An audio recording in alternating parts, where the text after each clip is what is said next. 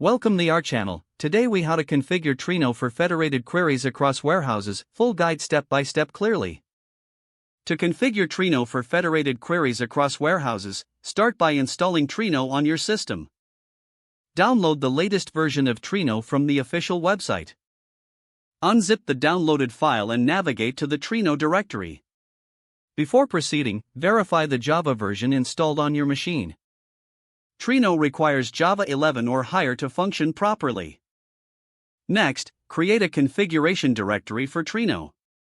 Inside the configuration directory, create a file named config.properties. In the config.properties file, specify the HTTP server settings.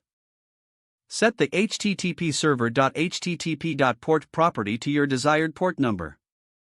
Now, create a jvm.config file in the configuration directory.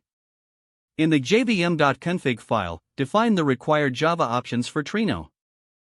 For optimal performance, allocate memory using the XMX option.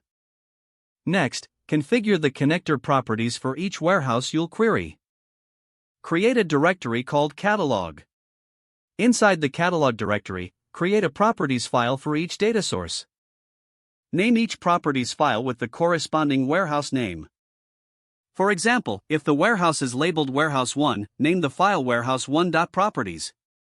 In each properties file, include connection details specific to the data source. This typically includes properties such as connector.name, connection.url, user, and password. Once all configurations are in place, start the Trino server by executing the appropriate command. Monitor the logs to ensure the server starts successfully without errors. To test the federated queries, open the Trino CLI or a compatible SQL client.